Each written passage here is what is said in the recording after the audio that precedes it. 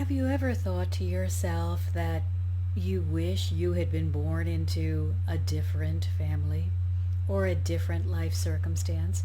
Perhaps you have said to yourself, gosh, if I had only been born into a wealthy family, or if my skin was a different color, if I had these outward trappings of success that are missing from my life now, then I too would be living my life purpose. I too would be making a difference in the world.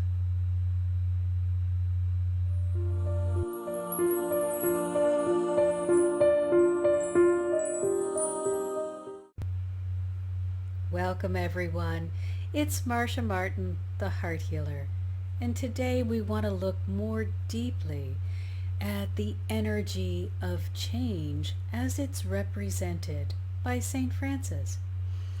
Now, I'm going to tell you a story about the life of St. Francis. And just like every story, it's better when you allow your imagination to completely envision what I am telling you. So feel free to sit back, close your eyes, and just relax.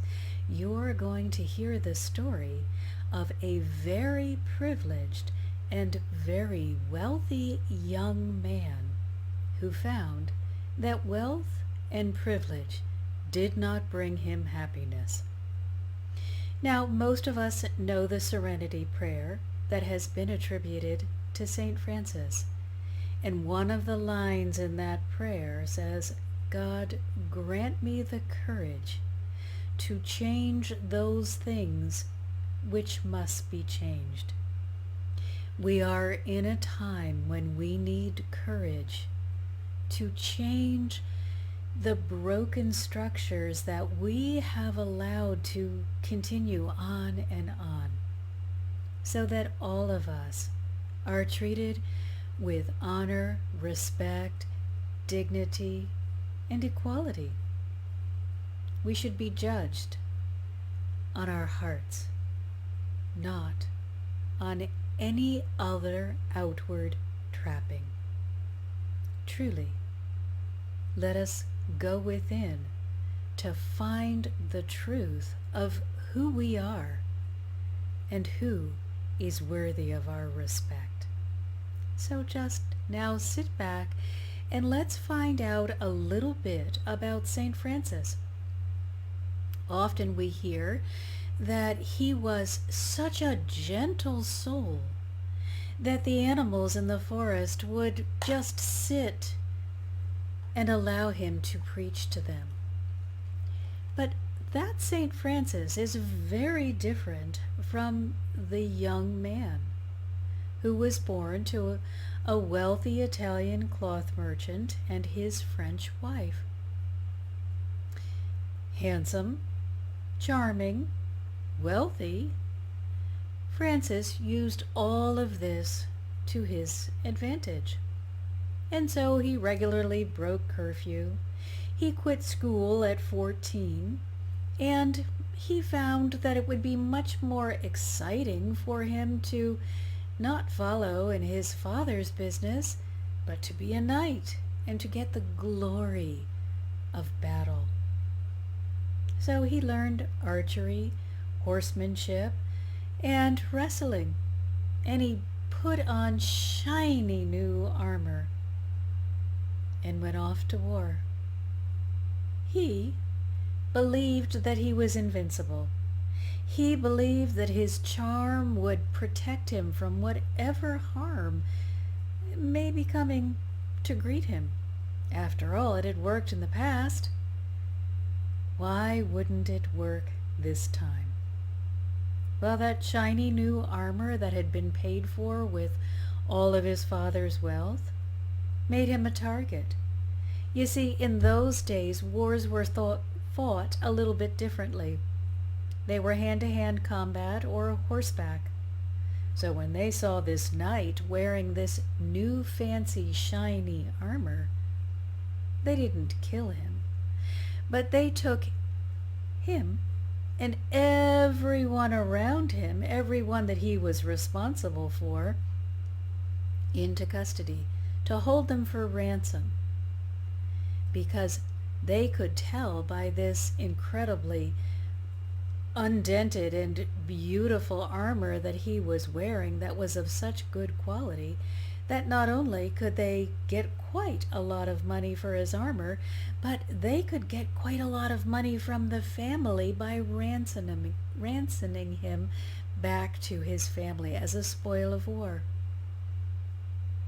And so there he sat in a dank, underground, dark cellar. He and all of the people that he had said that he was going to be responsible for, because remember, Francis idealized the life and the idea of being a knight, and he thought this was going to bring him everything that had been missing in his life. Instead, he got everything he thought he would never want.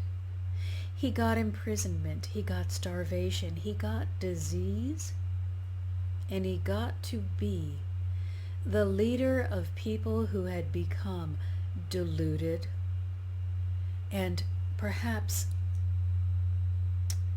bordering on insanity because of the unsanitary conditions, the length of time that the imprisonment continued, and the amount of disease and starvation that they were all subjected to. That wasn't what entitled Francis had signed up for. But it was certainly what was going to be for his highest good. So after a year, or perhaps a little longer, the ransom was finally settled, and Francis and his cadre of men who survived, and many did not, were released back to their homes. And Francis returned a deranged and broken man. He wasn't the same entitled, wealthy young man that had gone gallantly off into battle. This was a sick, broken person that returned. After he regained some of his health, because he was never ever able to become fully healthy again, after he regained some of his health, Francis went in search of everything that he knew was now missing in his life. One of the things that he began doing was going off into the woods to pray. He spent long hours in isolation, searching for the God that he felt that he might have met while he was imprisoned. Remember, he was never sure, was he deluded? Was he hallucinating? Or did he really experience time with God in that dark, dank, dreary cell? So, as a reasonably healthy person, he took off into the woods without all of the beautiful clothing and the outer trappings, and began to search for all that had been taken from him when he lost his innocence, and looking for all that had been given to him when he thought that he was hearing the voice of God. And one day God came to him again and told him, "Francis, I want you to rebuild my church." Now, Francis was perhaps not the most deep thinker, and so he assumed that this broken down church that he had found out in the wilderness was the church that God was referring to. The building, the structure. He didn't understand that the structure, the outward trapping, was not what God was talking about. God was asking Francis to make a change to the heart of the church. God was asking Francis to change the very structure by changing the church from one that was based on wealth and status back to a place, an organization, a beating heart that was based on the goodness of one's inner self. A church that was truly based on God. Well, Francis got busy and he began rebuilding the structure because he really wasn't clear yet. And after the structure was rebuilt, he then felt some satisfaction from doing that job and decided that, yes, life felt better when he was doing things for others. And so as he was walking through the village, because he had sold his horse and his beautiful clothing in order to buy the materials to rebuild the church, he came upon a leper. This would be a person who is beset with a disease of the skin where the skin and actual body parts are eaten away. It's very contagious and was considered to be a mark of sin, that God had singled you out for punishment. Well, Francis saw this leper, who was wearing rags, because of course they're excluded from society and from being able to really have any way to sustain themselves.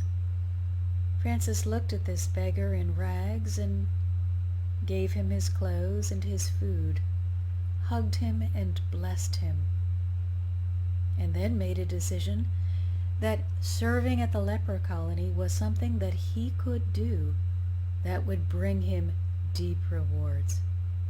This angered his father, who was very wealthy and was still dreaming of the day when Francis would take over his extremely lucrative import cloth business.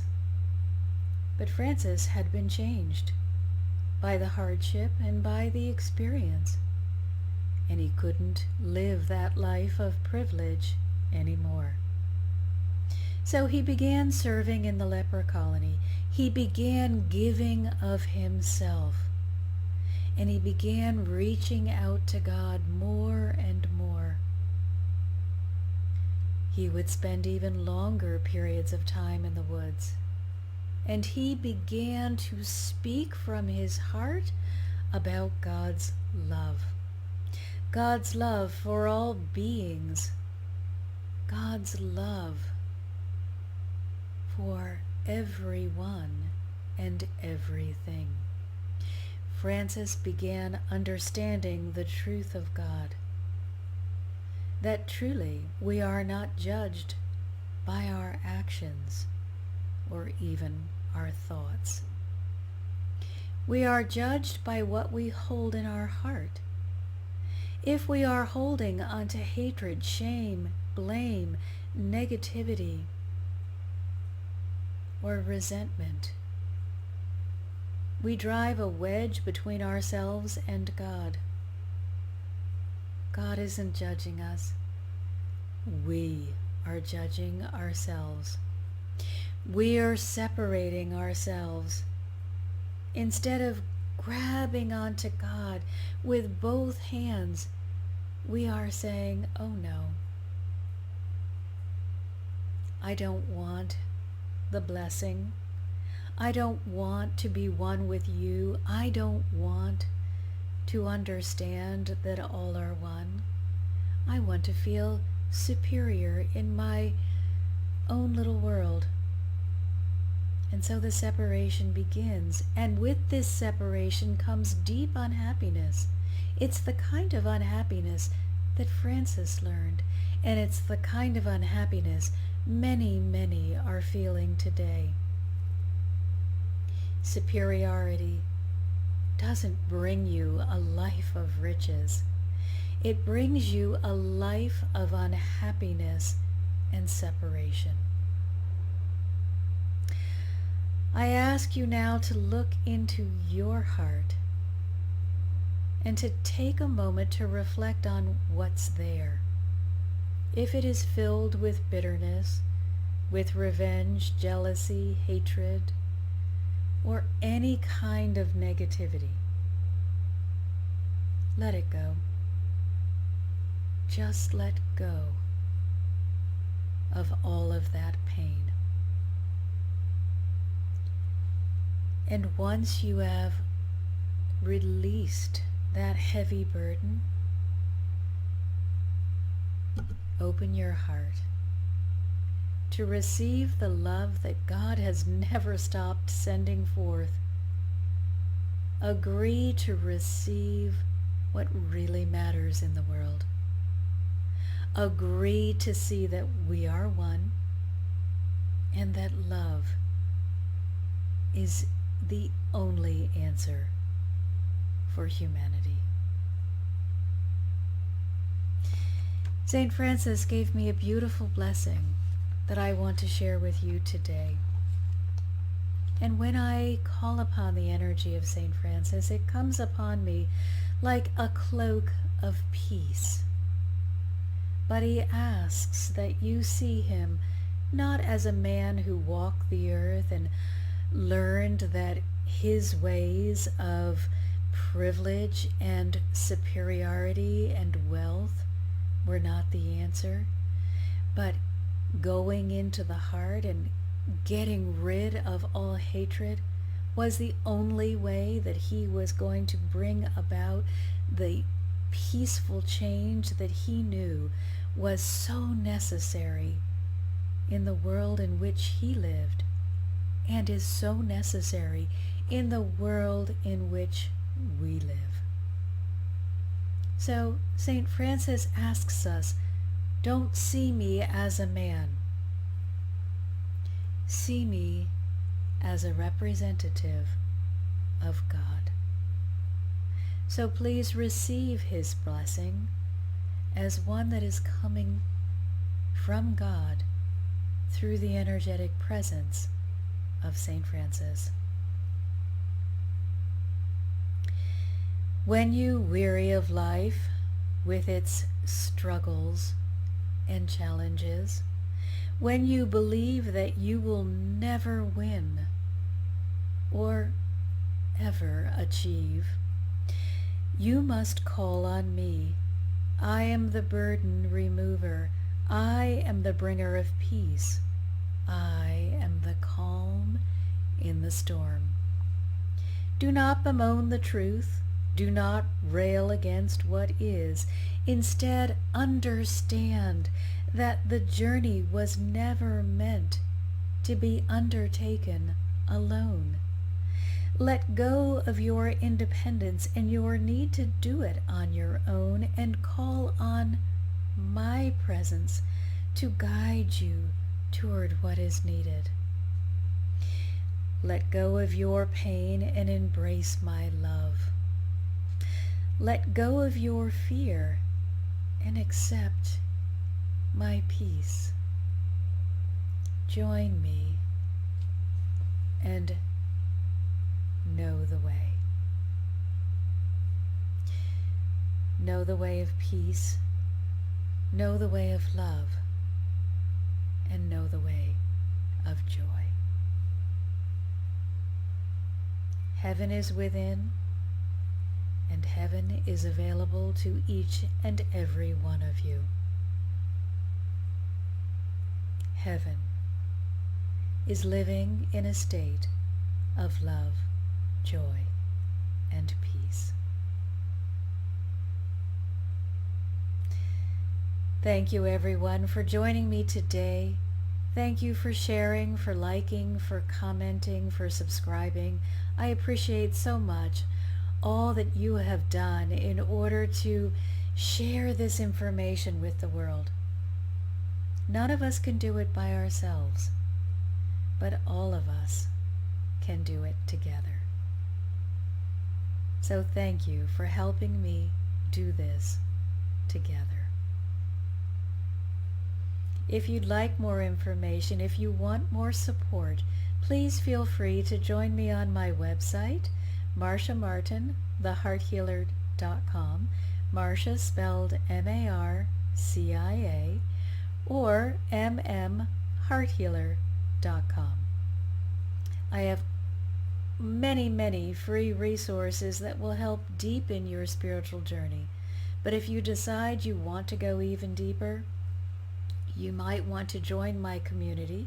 Just click on the community tab on my website, and there you're going to receive all sorts of tips and techniques from the energetic realm. As they deliver them to me, I share them with you so that your journey becomes easier. Because remember what St. Francis told us.